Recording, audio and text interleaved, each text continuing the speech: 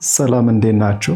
ከባድ ዜና ልነግራችሁ ነው። ይህንን ቪዲዮ የምታዩ በየትኛውም ደረጃ ያላችሁ ተማሪዎች፣ መምህራን ልትሆኑ ትችላላችሁ።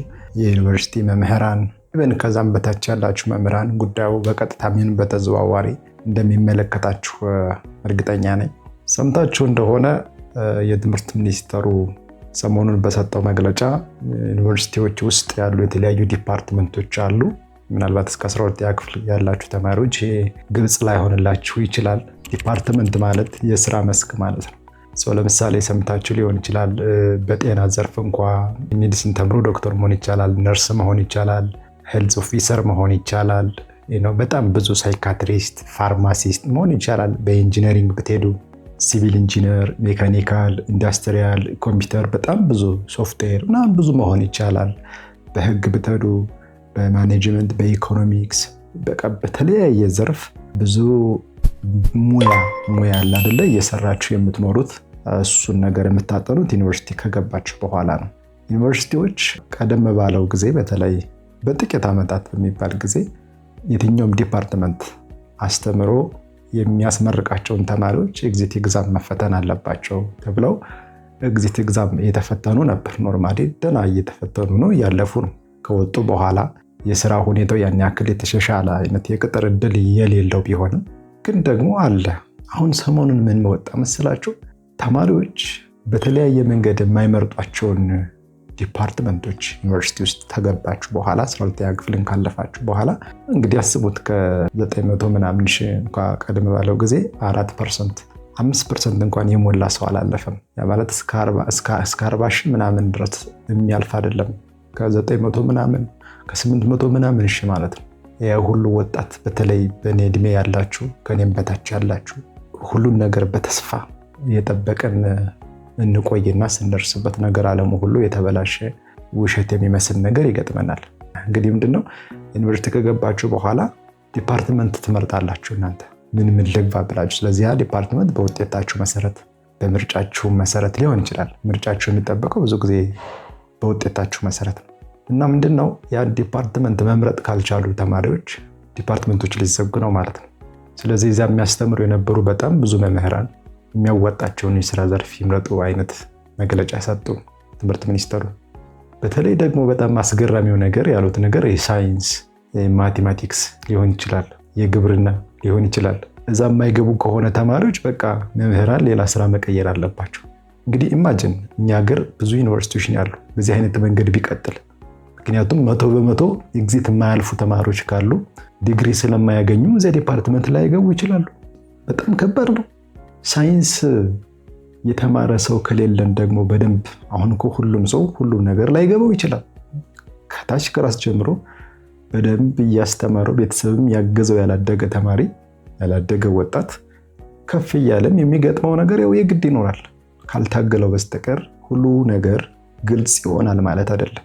ግን የተወሰኑ ሰዎች እንኳ የተማሩ ከሌሉ በነገራችን ላይ የምናየው ነገር ቴክኖሎጂው በሉት ምኑ ነው ከሌላ ሀገር በመጣ ነገር ሁልጊዜ እንኖራለን ማለት ነው።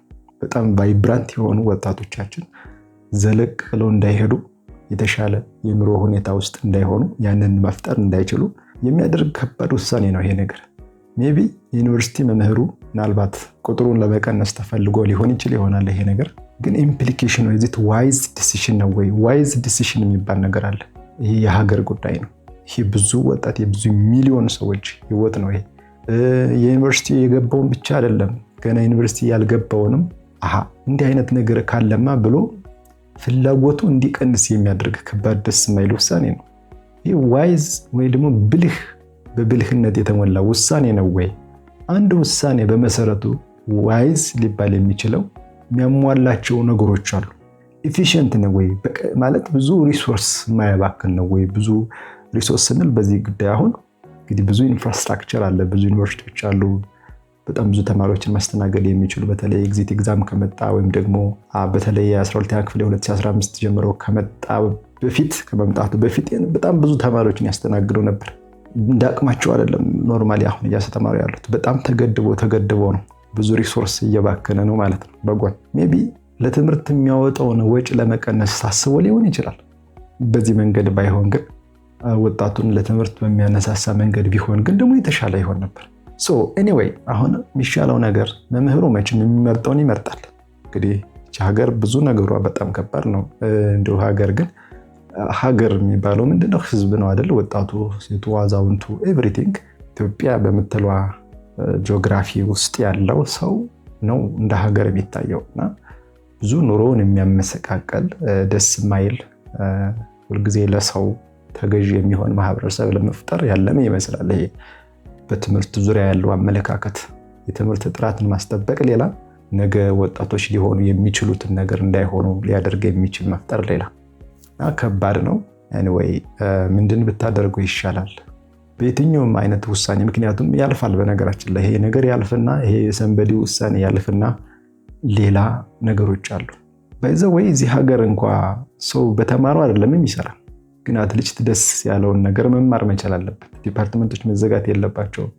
ደስ ያለውን ብቻ ሳይሆን ይቺ ሀገር የሚያስፈልጋት ነገር አለ። እነዛ ተማሪዎች የማይመርጡት ለምንድን ነው? ያንን ዲፓርትመንት በዛ ሳይንስ እያልን በዛ ሳይንስ ከዚህ በፊት በነበረው ሁኔታ ተማሪዎች ሳይመርጡት የግዱን እየገቡ እንዲማሩ ይደረግ ነበር በሀገሪቱ የትምህርት ፖሊሲ ምክንያት። አሁን ደግሞ ሌላ ውሳኔ፣ የምትማሩትን ትምህርት ተማሩ። ምንም አይነት የፖለቲካ ውሳኔ ነው። ይህንን ውሳኔ ማዳመጥ የለባችሁም። ተማሩ። ወቅቱ የሚጠይቀውን ውጤት ማምጣት፣ እያንዳንዱ ነገር ግልጽ ሆኖላችሁ ማለፍ፣ በነፃ የሚያስኬዱ ነገሮችን መሄድ፣ ከጎን ያሏችሁን የተለያዩ ክህሎቶችን ማዳበር፣ ወላጆቻችሁን መርዳት፣ የአርሶ አደር ልጆች ከሆናችሁ መሬታችሁን በአግባቡ መጠቀም፣ አትክልት በአግባቡ መትከል፣ ማወቅ የሚገባችሁን ነገር ማወቅ፣ ከሰዎች ጋር በሰላም ለመኖር አእምሮን መቀየር፣ ማስተካከል። የሚኮፍስ አንዳንድ ጊዜ ትንሽ የሚረብሹ አይነት ስብዕናዎችን ማስተካከል። በጣም ከባድ መከራ ስላለ ወደፊት ከባድ ማዕበል ሊኖር ይችላል። ሁልጊዜ ዝግጁ መሆን፣ ለረሃብ አለመበገር፣ ጠንካራ መሆን፣ ጠንካራ የሰውነት አቋም መገንባት በተቻለ መጠን ጥሩ ነው። የከተማ ልጆች ከሆናችሁም ነጋዴ ቤተሰቦች ካላችሁ የተለያየ ልዩ ስራ የሚሰሩ ሰዎች ካሏችሁ ያንን ስራ መልመድ፣ እንደዚሁ ከሰዎች ጋር ለመኖር ዝግጁ መሆን፣ ራስን ስሜታዊ ያለማድረግ። ይሄ ዝም ብሎ በሄጅ በመጪው ነገር ሁኔታውን ተከትሎ አለመሳፈር ጥሩ ነው።